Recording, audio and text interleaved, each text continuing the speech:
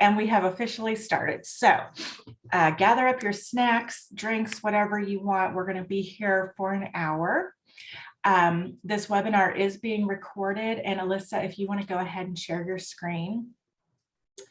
I'm Michelle Morris with Consolidated Planning Group. We are a holistic financial planning firm based just outside of Houston. And we do a lot of educational webinars and advocacy for special needs families. And we help people, families with special needs loved ones, to plan and prepare for the future. You know, there's a lot to consider. There's a lot of questions, a lot of topics. Our phone number is there and our email. If you would like to contact us, we're also going to have a slide at the end where you can link directly to our calendar system. So Elissa, if you'll go to the next slide. Some of the things that we help with are protection plans for your family, lifetime care. We do a great analysis of what the estimated lifetime care for your loved ones might be. We help with transition planning and ABLE accounts, and of course, advocacy and education for families with special needs loved ones. A couple of quick housekeeping items before we get going. We are in webinar mode, so that means we cannot see you or hear you. But if you have any questions or comments, you can feel free to put them in the chat box.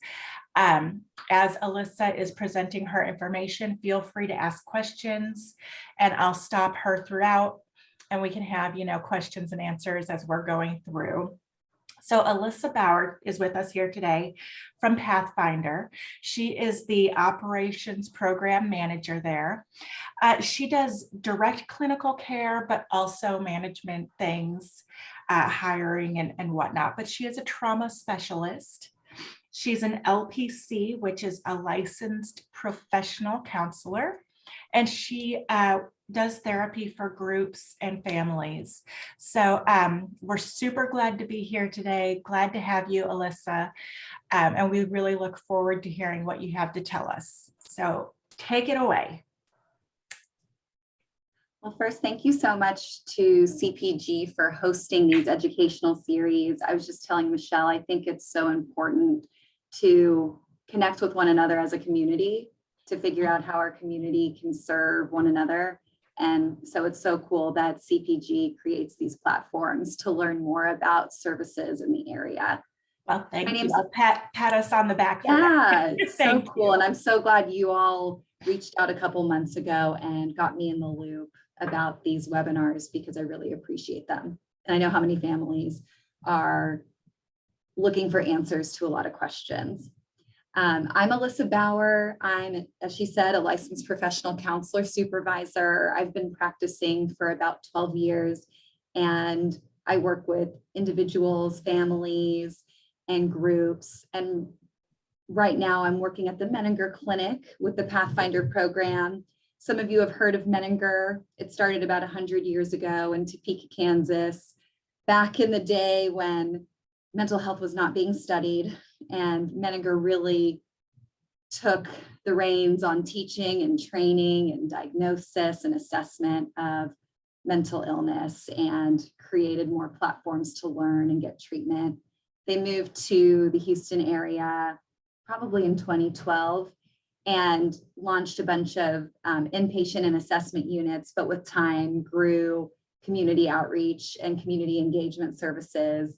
And Pathfinder is a program targeted specifically towards young adults, and I'm going to call them emerging adults in this presentation, and I'll tell you a little bit about why. But we're really focusing on launching towards independent living for young adults who've been struggling with that over time. And a lot of times mental health issues create tons of barriers for young adults and emerging adults, even through their late 30s, to set up their own life worth living and pursue independence on their own. So Pathfinder does have a residential component, but we're really looking towards graduation and giving the skills to live independently. So with that, I wanted to talk about the context for what we're doing and why. and what's going on with young adults these days. What is young adulthood? Why is it culturally based? What clients are likely to be affected? How do we understand the role of the families and the family dynamics, which is where a lot of you come in? What do emerging adults need at this stage of development? What have we learned over time treating this population? And how can community integration services and a continuum of care help? So first, emerging adulthood was studied in the early 2000s because it was being shown that many young adults were delaying traditional adult roles. And so there was this new developmental phase and cultural phenomenon of young adulthood. And so Jeffrey Arnett out of Clark University was studying what he coined emerging adulthood. It's a whole period of life where you're exploring your identity, your worldview, and what you're going to be doing vocationally, so work or school, but you're launching out of your childhood home. At least that's what happens culturally for a lot of families here. Traditional adult roles were getting postponed more and more. You know, home ownership was being delayed, marriage, family building, all of those things were being delayed. And you're moving from your primary attachment system, so the childhood home or the guardian home that you grew up in, to creating your own home, but that can be really transient and you can develop new relationships over time. And all of your early attachment dynamics can be activated by these various relationships, whether it be friendships or romantic relationships. And a lot of folks are going to eventually start building their family of choice. And so a lot is changing in emerging adulthood. So a big piece of this stage for emerging adults has been work and school. And this has been one of the things that have defined emerging adults' identity the most. You know, when you're talking in conversation, a lot of times the first question is, what do you do? And that's become a huge talking point for every emerging adult, right? There's no longer as traditional gender roles and household roles. Most emerging adults are pursuing something vocationally, whether it be work, school, or volunteer, or some combination of that. Work is also proposed as your financial path to your future. And so there's a lot of pressure to use that to create savings and a financial future. There can be a lot of challenging dynamics exploring what you're going to do vocationally. And a lot of this has to do with how you grew up, you know, what your childhood home taught you a vocation should be or can be. You know, sometimes there's some conflict there internally. It can lead to choice paralysis. I mean, the amount of majors available now to study are more than ever, which can be wonderful, but also can be paralyzing to know what it is you want to do, especially applying at 17. And we definitely notice that chronic mental illness, even if it's gone undiagnosed, which is oftentimes the case, it can create numerous barriers to maintaining consistency in work or school. And that can lead to a loss of identity for some folks, right? It's creating disconnection, hopelessness, lack of purpose, because we've defined our purpose a lot in this domain. Elissa, I find this fascinating. And I'm sorry to interrupt you, but this concept of the emerging adult. So this isn't just special needs children. This is everybody, of course, Yes. This generation. One thing that I have seen, I have two children, one is 21 and one is 18. Yes. I have definitely seen some of these things that you're talking about in terms of waiting a little bit longer and putting things off. When I was a teenager, I went straight from high school to college, met my husband. We got married when we were still in college, but I never had that time by myself really, because I went boom, boom, boom. And I know that a lot of people of my generation and generations before me definitely did that. I mean, there's even a scene in the TV show Friends where Rachel's mom was telling her the same thing. She went straight from her parents' house to the frat house or the sorority house to her husband's house. And I think that's what a lot of people do. But this emerging adulthood seems to be kind of new to this, for this generation that's coming up now. And I've heard this before, that they're going a little bit slower and taking their family beliefs and their cultural beliefs with them, and kind of starting their own life a little bit more than maybe what their predecessors have done. Mm-hmm. Which, as you can imagine, creates confusion, understandably, in the household. You know, are there supposed to be benchmarks of when someone's supposed to have their career job solid? Is there a benchmark for when people are supposed to have children? Because it's happening more from 37 to 40 than ever before. And, you know, sometimes for one generation to parent the next generation with so many differing world experiences, it can create some confusion in the household, understandably so.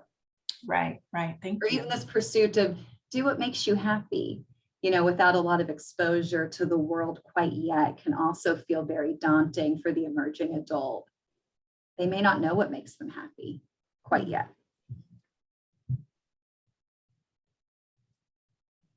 As you were speaking to, Michelle, explorations of worldview is a huge thing because people are leaving their household and going way further than ever before. Their emerging adults now are more likely to travel both domestically and internationally, or even live internationally more easily than ever before. There can be some rejection of childhood beliefs or household beliefs, but a lot of this is them needing to individuate, them needing to sort where their beliefs fall. There can also be some tension points between overdependence on parents and underdependence on parents, right? Needing to feel independent always.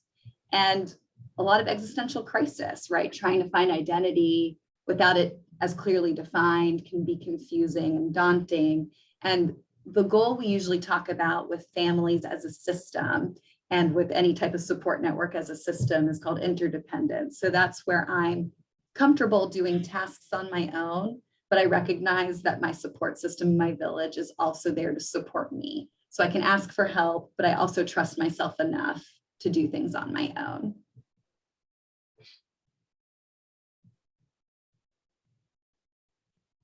So we spoke a little bit to this, but the impact of culture on emerging adulthood is that entry into a lot of the traditional adult roles has been delayed, and a lot of it's due to vocational training and how long that takes.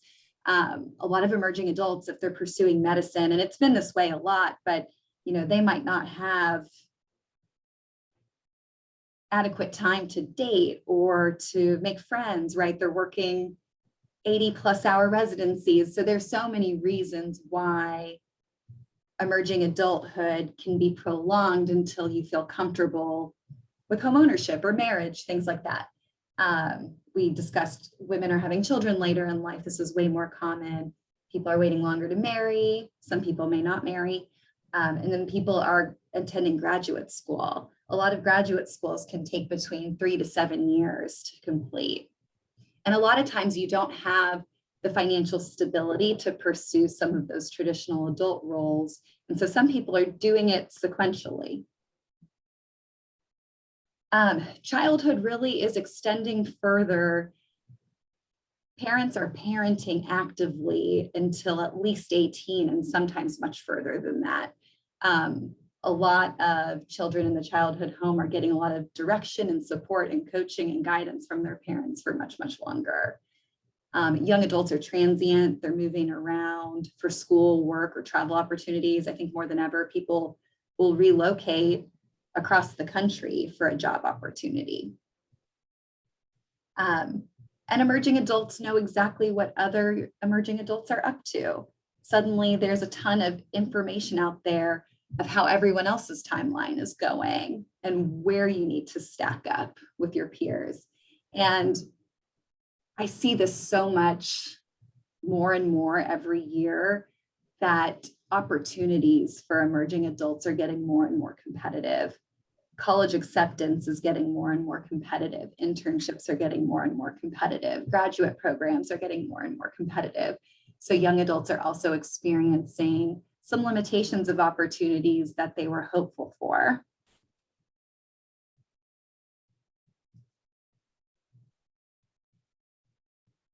So a lot of times onset for certain mental health concerns, especially mood disorders and thought disorders, happen in young adulthood. So oftentimes it's going on before, but sometimes there can be an onset in early emerging adulthood. And so there's not a lot of guidance in the world, I would say, but also from the nuclear family about how to deal with this issue for the very first time. A lot of people just don't have the information or the resources, which makes total sense. Just like any other health issue, that would feel like the case. So young adults have done their best to cope without much guidance, which right now looks a lot like substance overuse, video game overuse. We see that a ton. Internet overuse, self-harm, overexercise, overeating or restricting. And then suicidality can seem comforting if it feels like there's no way out of despair or your symptoms. There's still a lot of hesitation sometimes around psychiatry and therapy, and some assumptions about what that might mean. And a lot of times, emerging adults are just really struggling to regulate this on their own because it's new to them and maybe new to their brain too.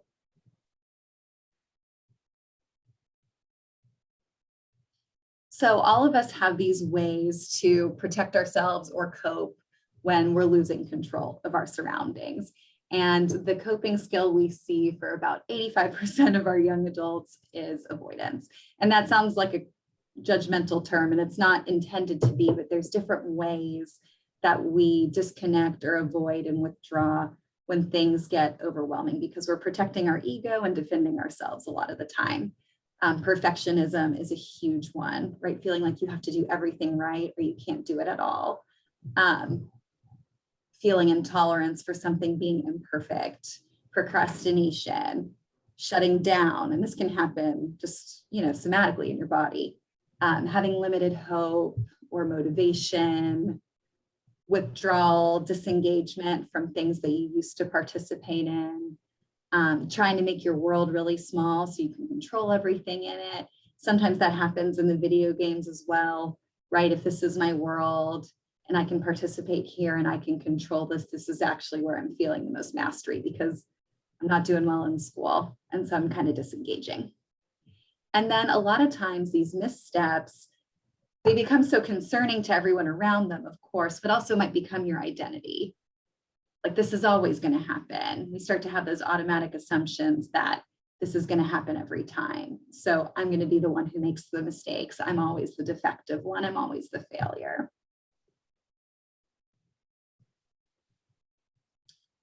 So I'm going to preface this also by saying any family system can have something with mental health go on, because a lot of times there's genetic predisposition for it, but also sometimes compounding stress can lead to certain taxes on the brain and it can happen. So a lot of folks are vulnerable to mental health conditions.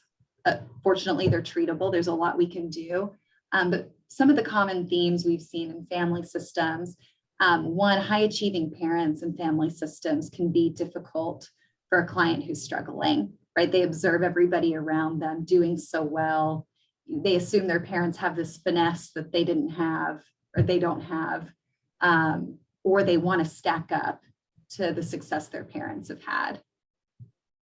Also chaotic family systems, where there wasn't consistency with parents being able to be present. A lot of times chaotic family systems can create a lot of stress for the emerging adults.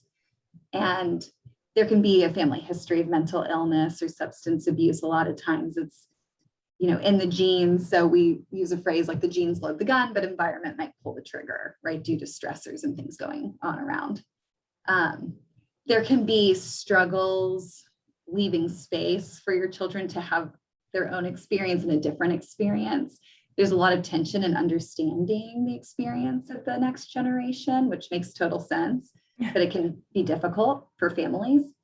Not every family has modeled vulnerability at home and in relationships. We see this a lot also with young men, just feeling as if part of their gender role was to not emote, and to be strong means you zip it up, and they don't know how to model that vulnerability or ask for help. A lot of people see their parents as these pillars of strength that didn't need what they need. Sometimes there can be some over-functioning for children, right? Especially if you notice your child is struggling, you might end up doing more just to drag them across the finish line. I hear that term a lot in family therapy. Like I, as the mom, had to drag them across the finish line just to get it done, right? And that can't last. And then some children have had to have a lot of interventions early on with learning differences or social skills training. And so that can make it tough to launch out of the family system too, when you had a lot of the structure taught and given to you, especially given that university or college, for the people who choose that, can be a time of, maybe 12 hours a week are set for you, and the rest you're left to figure it out after so many years of structure, social engineering, training, extracurriculars, everything adolescents have going on. Mm-hmm. So it's a huge change. I'm seeing a lot of things that I'm like, oh, I did that right. Oh, I didn't do that very good on that. I think everybody watching is probably seeing a little bit of themselves in some of the family dynamics that you're mentioning. Oh, absolutely. I laugh about myself too. I have some toddlers, and there are times where even their teachers are saying, let them throw things in the trash can. Don't pick up after them and throw it away for them. I mean, it starts so young where we say, oh, I can do for them. And it takes a minute for us to feel comfortable to step back and say, okay, they can do these things for themselves. Yes.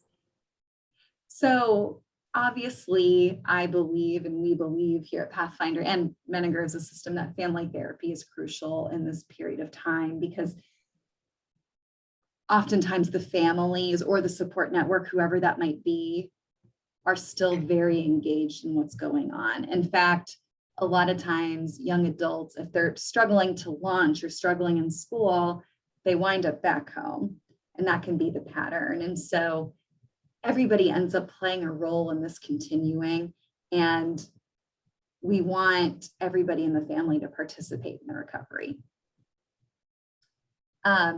We want to keep the families engaged in the process. We also want the emerging adult to be accountable to the people they love to a degree. We want to promote communication. We want to promote reunification, right?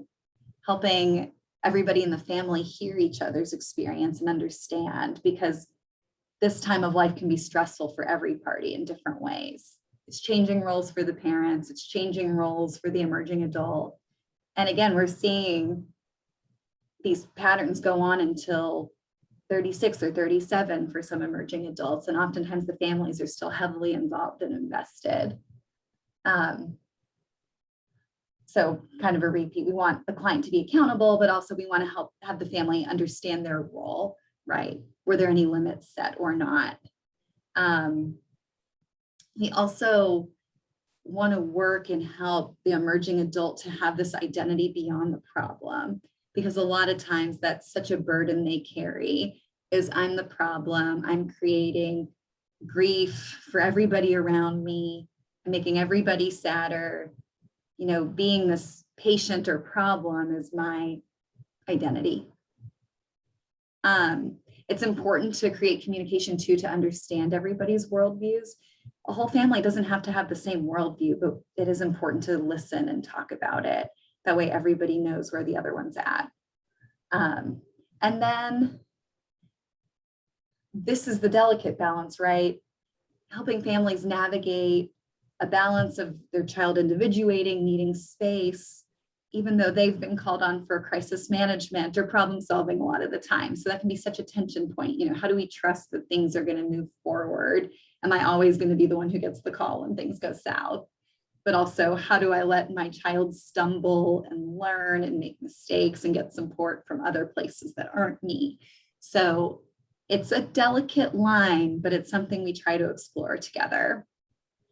And then just give the whole family system increased confidence using mental health language, right? Taking stigmas away, doing education, helping people understand what to expect, right?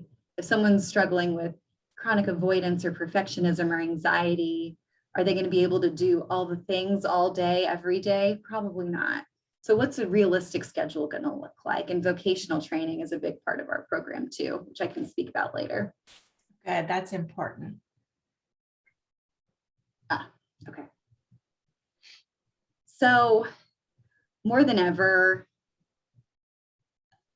people are trying to avoid lengthy hospitalizations and being removed from the world and communication and normalcy. And so emerging adults so badly want to move forward with life, but they also want to feel validated. They want to feel normal. They want to be with people who understand. A lot of times they feel left behind if they've been struggling for a while. At times, we call this a flight into health, where you say like, it's fine, I can just do it, nothing to see here, and just launch towards something haphazardly. And then this is more for Menninger specific population, but this probably impacted a lot of people, but some families have lost a lot of faith in the treatment system. And I know that spans beyond mental health. There are a lot of chronic health conditions that folks might feel this way about, but you can lose good faith that things actually work and that recovery is possible.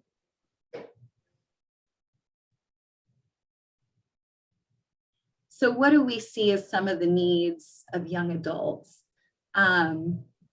One, structure, routine, support launching and containment, to have some structure and consequences around destructive behaviors, but also in a way that's non-shaming, non-judgmental, and supportive.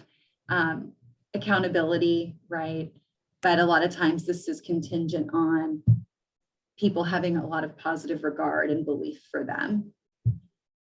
Evidence-based treatment. There's tons of research around therapies like DBT, dialectical behavioral therapy, CBT, cognitive behavioral therapy, ACT, acceptance and commitment therapy, mentalizing, which I'll explain more of soon, individual and group therapy. So I was just talking to a client that said, I thought I was the only one. It's really important that I surround myself with people who understand this experience.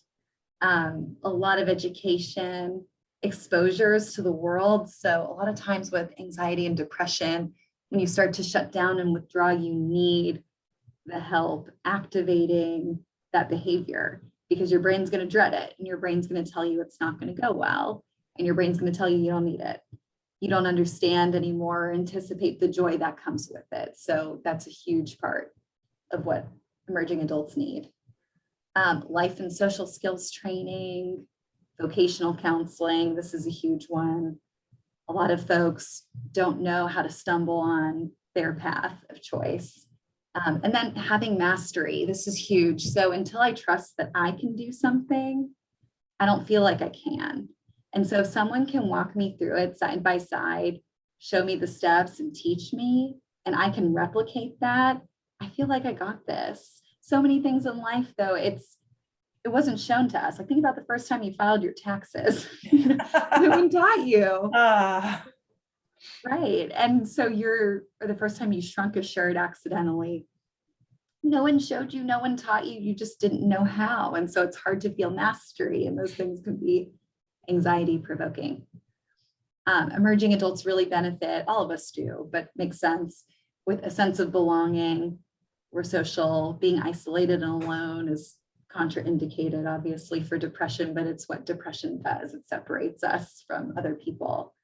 And there's so many things that emerging adults can get involved in, and it's really important to get out there. So, dating apps and recovery communities, peer groups, sports leagues, campus clubs, sober living, any type of structure that can provide socialization is helpful. Community where it's safe to experiment and struggle and get feedback. So that can be the hardest part of being in treatment, I observe, is when the clients stumble and fall down, right? Because it's happened so many times before. So what can go differently? How do we understand this fall, and really teasing it out? But that decreases the perfectionistic tendencies, right? If my bounce back time after this pretend relapse is just a couple days, and before I'd be out for months, that's actually good. That's progress. That means we're moving somewhere.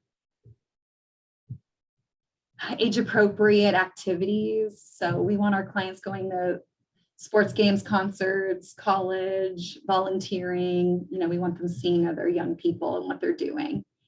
Identity other than patient, obviously, and a team that communicates a lot. So I think a lot of the frustration with healthcare, and again, this spans far beyond mental health care, but sometimes you feel so siloed, right? You go to your PCP and your PCP hasn't talked to your OB who just did this blood work, and maybe they make you repeat the blood work, or maybe you have to go to the specialty neurologist now and they don't know what your PCP already did. And so there's so many things in healthcare that can feel siloed without communication.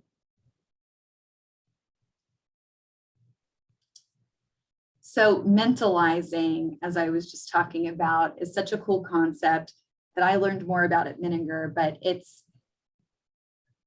our ability to be curious with one another and not make assumptions or mind read, but to be playful and open and curious. So if I'm being curious about Michelle's experience, I might reflect something back to her, but then I check with her. Did I get that right? Am I understanding you? Because it creates this phenomenon of being seen and known without being intruded upon. She's not making assumptions. I'm not making assumptions. We're checking it out with each other. They need spaces to develop their own identity, a place to take risks, but make efforts towards a goal or investment. A lot of times they need help carrying hope. I think that's a big thing at Menninger as an agency. A lot of times we're carrying the hope for a long time for the client until they pick it up themselves. Self-agency, I discussed that before, but just the ability that I can trust myself and count on myself. And then that mastery, right? So I need to be able to acknowledge that even some of my small gains of the day were gains. Sometimes our clients, especially with perfectionism, will say, I got up out of bed this morning, but that's the expectation. It's no big deal. You had to get out of bed. We all have to get out of bed. But then reflecting, okay, well, with depression, you didn't get out of bed for a week one time. So that's actually a big deal, right? And then you got nutrition in you, and now you're learning a skill. All of that is huge. All of that can be replicable at work, right? Getting up, getting nutrition in, and getting to that first meeting. That's huge.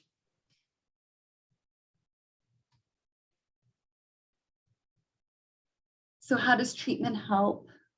Again, this is kind of from our lens, but we really believe in re-engaging to combat that avoidance, because again, the avoidance is going to tell you that things are scary or overwhelming, and your brain has all of these networks in play that are old, and we have to rewire some of those. So I'm not a neuropsychologist, but we call them neural networks, and we have to create new grooves in our brain, so new paths. So saying yes to new things, feeling fear, doing it anyway, being present, working at change in a way that's slow rather than instant gratification. So if in the past when I felt depressed, I would get on my games, that's instant gratification. I'm going to have to learn that if I'm applying to school and starting over, I may not hear from the school for a couple months. So what else can I do? How do I be in the present with that? Mentalizing, again, being curious with self and others, help creating a roadmap. So a lot of times there was this big plan that didn't go, right? Or a big dream that didn't go. And those dreams and goals are still super valid, because with each of us, we're trying to figure out, where are my values? Where are my talents? Where are my gifts? Where's my purpose? And it's different for each of us. So how do we tease those things out and create a roadmap that makes sense to build something new? So I had a client who was 35 and she had lost many years to addiction and anxiety. but high visibility family really wanted a career in professional sports. And so we thought, okay, I mean, this is going to be a journey, but we can do it, right? If that means a lot to you. So we started with volunteering, and then we did game day part-time job, maybe twice a week. And then we scaled up to applying for the full-time jobs, right? So there's different steps of how do we tease out the interest and make a path that makes more sense to work up to that level. Some limits are still needed, right? There has to be some limits around what families can and will support. And we're all trying to be collaborative around the vision of the client, right? So we want to support their purpose. So rather than controlling it, we're trying to collaborate. You're the expert. We want to help you put the steps down. And so again, just to summarize, interventions can happen with support and structure and guidance, but also exploration and struggle need to happen. So how do families help emerging adults get the help they need? So knowing the warning signs in a loved one can be really helpful. A lot of times when I'm talking to families, some things have been going on a while and it's felt confusing, but there was confusion on what to do next, obviously. So knowing the warning signs can help, and some possible young adult warning signs, multiple months of feeling stuck, things aren't moving, the needle's not moving. There's a behavior escalating or devolving. You might notice depression worsening. So any changes in appetite, energy, routine, sleep pattern, motivation. And you might notice avoidance behaviors escalating. So a lot of times when an outpatient therapist calls me to ask me for some guidance on their client, it's because the isolating or the gaming or the avoidance behaviors are causing them to either not show to sessions, or, you're doing an hour of talk therapy. What am I going to do about this 15 hours of gaming overnight? It's just really, really hard to figure out a plan around that.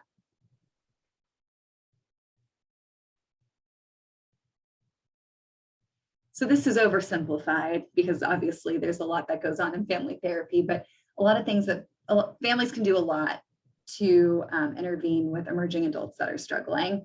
So there's smart love, right? And again, this is good with consultation from some clinician that you trust, wanting to support anything that promotes success, but not supporting anything that promotes some of the dysfunction, right? So if you're putting resources towards treatment or college, you want to do it in a way that supports success. So if they're struggling at four-year college, maybe your limit might be, let's start a community college and see how that goes and get you some vocational training, right?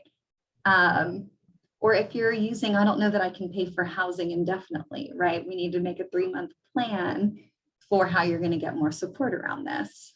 So there are definitely limits that can be set. I said, lean on your counselor to help you if needed.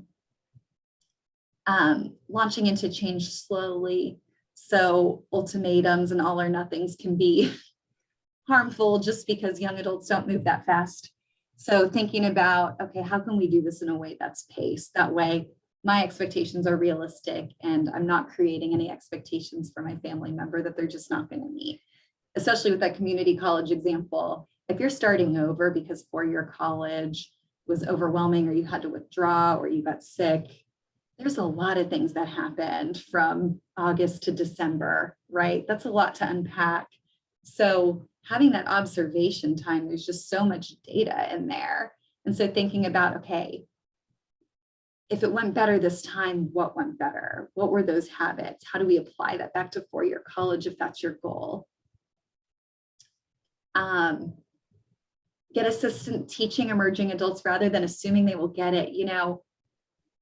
COVID has thrown a curveball to us for sure, because there's just so much about development that wasn't happening during those years. A lot of young adults were at home. More than ever, I saw kiddos who had never been behind the wheel before, which we'll help them with. But also sometimes the parents need to sit in the car with them too and say, you can do this, borrow the family car. We'll take a drive around the parking lot. We'll practice. Some of them don't know how to turn on the washing machine. That's okay. We'll show them. But sometimes they're saying, I feel so much shame. I'm 25. No one's ever shown me. Or, I've never been inside a grocery store. I just didn't really have to go. So I don't know how to take that bag of spinach and to wilt it on the stove. I just don't know those steps. And so that can create some confidence issues. But, if someone will teach me, I think I can get it. Budgeting too. We always say that's a big one. Because we don't know. We just don't know until we know. Consequences can happen at lower levels, right? That's something we talk about in family counseling, a lot of limit setting around that too. And then resources are so important for the entire family.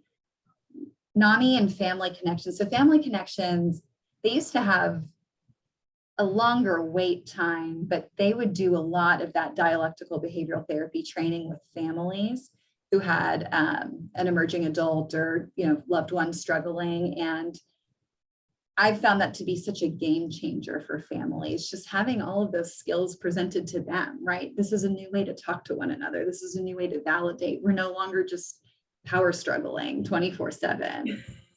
We're talking to each other differently. So there's some amazing resources out there. And then NAMI, for those who haven't heard of it, it's the National Alliance for Mental Illness, and it's just a wealth of information. There's a lot of peer-to-peer specialists, which is sort of a new thing in mental health and addiction, where someone who's been through it, right, had to navigate the system just like you, someone who had to get sober just like you, is really helping coach you because they know what it's like.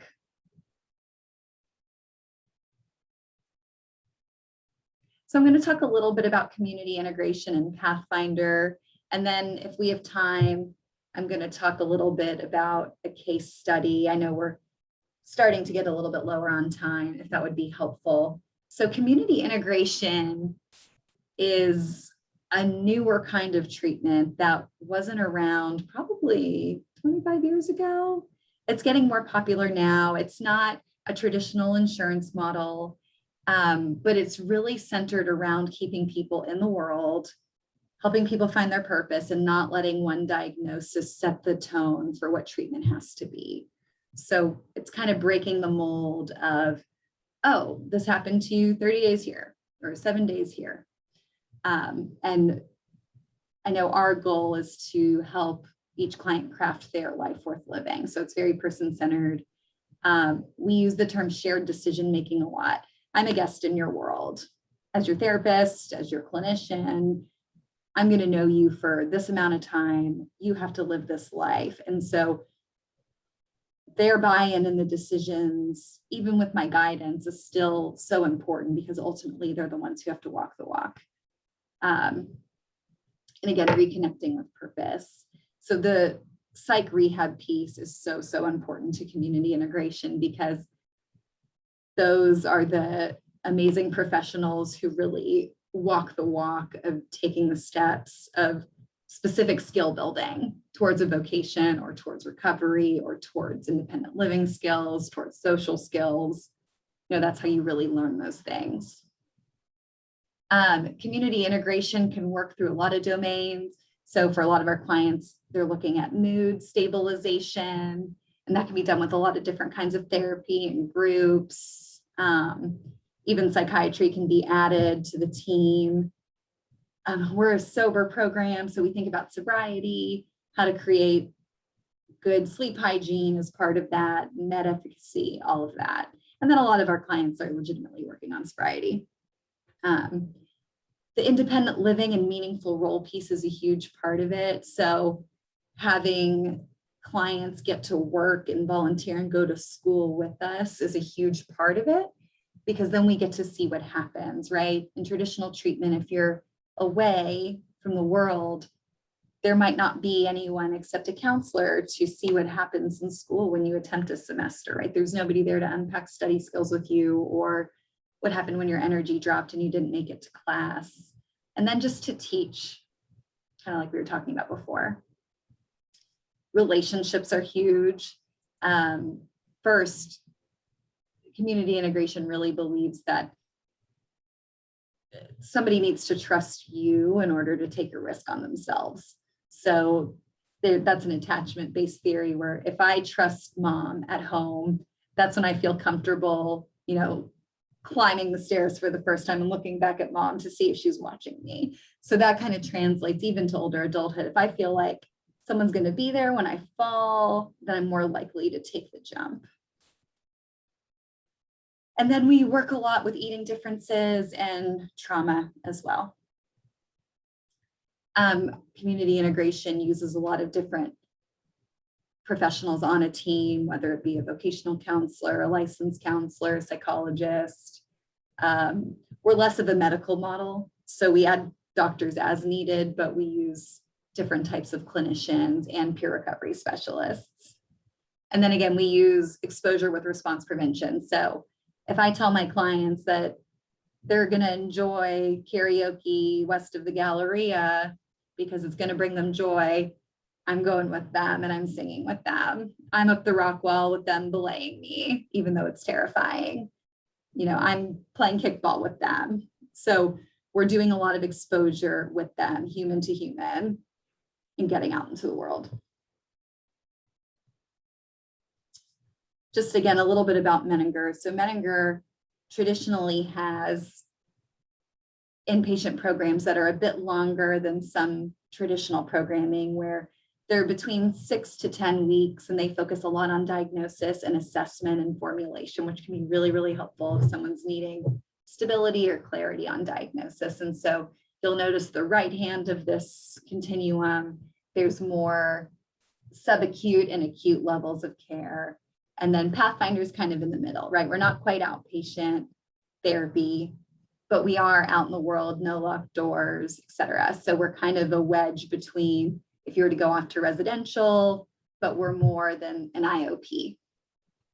We also have a housing component. So a lot of our clients will start by living with us in apartments that we rent so we can see how they're living. And real quick, just a case study. I wanted to talk about my client S, who was 25-year-old from Virginia. He had a loving family. Parents were divorced, 2 siblings, and one was already in substance recovery. He came to us with a history of substance use. It started off in high school recreationally, but amped up around age 18, and sometimes going off to college can be confusing for certain folks who are more vulnerable to addiction because they might be doing exactly what their peers are doing, but it impacts them more than the next person.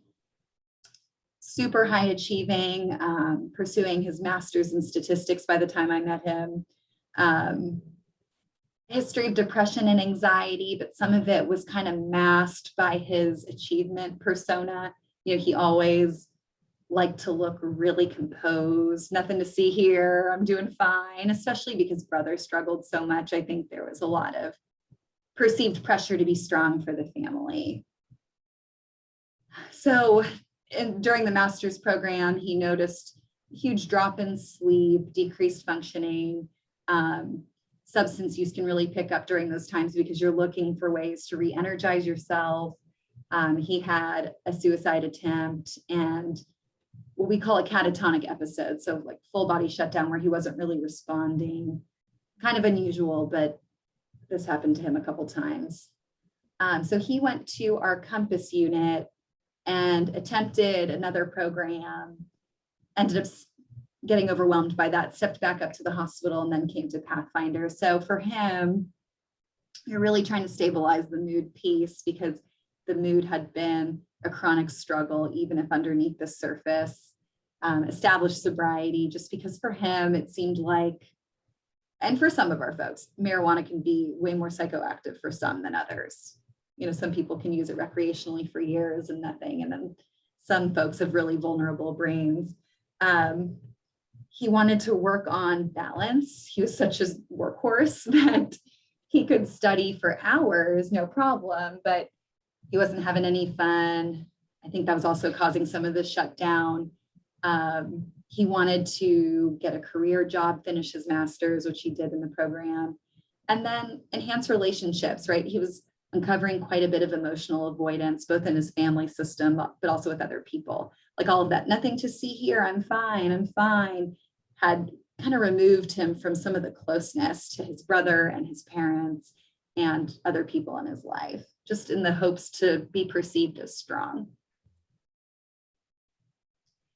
So for him, it was cool to watch. He sustained a part-time job throughout treatment and then graduated the program and did a full-time math teaching job at a charter school after doing some values exploration.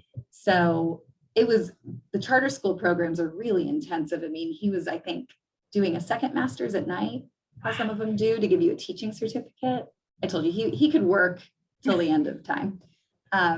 He completed his master's degree while he was with us. And so we have groups in the morning, but he was able to work on schoolwork in the afternoons. A lot of them do. Improved mood and energy, even with mood dips and isolation episodes. So we did see times where he would disengage and disconnect. But again, the refractory period was getting shorter and shorter. Diversified social circle, started making friends in the community, obtained a sponsor, worked some of the steps, had a year of sobriety. Improved family relationships and communication. So the family's still doing this work even post-graduation, because a lot of them had been scared to say things to one another for quite a bit of time. And I know they're all working hard at that.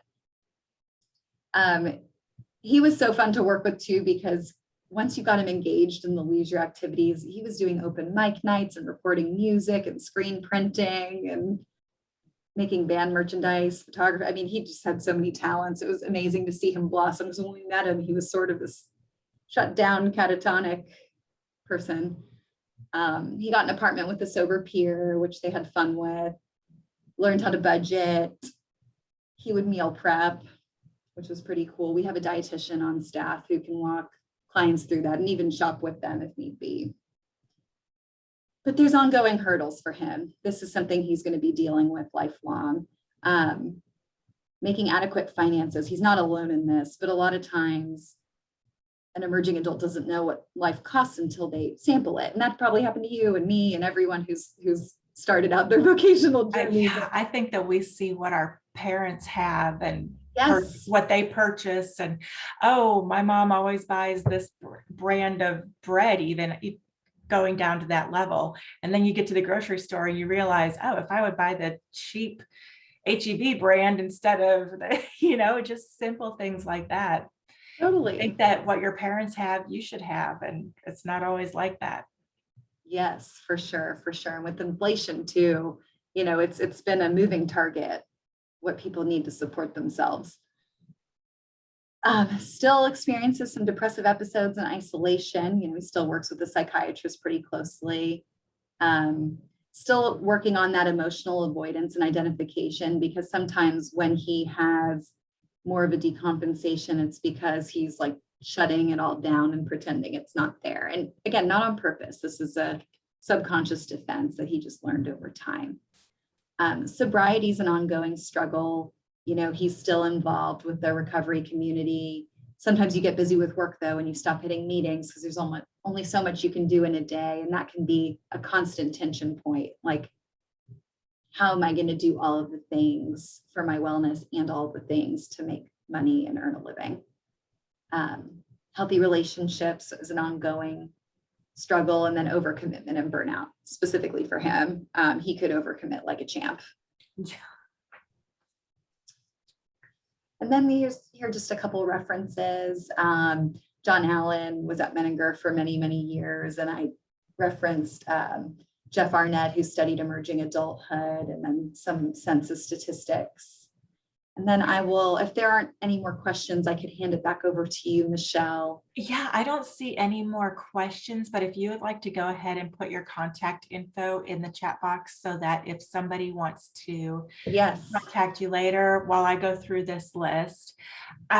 So at Consolidated Planning Group, we do a lot of special needs planning and financial planning. That's who we are. We're not the legal side of things. We're the financial side of things.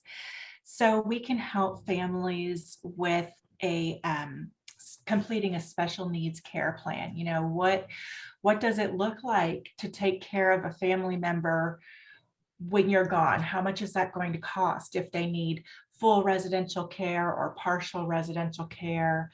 You know, how much are you going to need to save and put away for all of that? We help people make sure they're signed up for government programs like the Texas waivers, SSI, SSDI, how to apply for those things and make sure you're on the list so that you get those benefits that help financially a great deal. ABLE accounts, that's a place where you can put money for a special needs child or anybody with special needs that they can use without jeopardizing their benefits. Beneficiary designations, we help people see that you need to have a special needs trust or put things into a trust rather than straight into the name of your child. Even child support, you know, can affect that. So you need to put that into a trust. Residential living facilities, you know, we have a great working list. We've had some webinars with panels of residential living facilities. There can be waiting lists.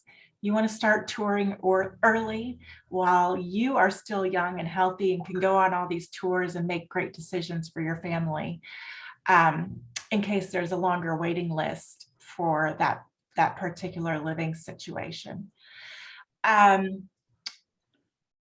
We help people consider guardianship, alternatives to guardianship, guided supported decision-making, things like that. That would take an attorney to help with, but we can refer you to one. And then there's plenty of post-high school education options, whether it's, you know, not everybody is going to take the path to a 4 or 6 year college degree or whatever it may be. Some people, like Elissa was talking about, maybe community college is a better choice, or a certificate program would be better to just kind of dip your toes in the water of higher education and see what's out there. So the last slide that I have for you is our contact information at Consolidated Planning Group, I think.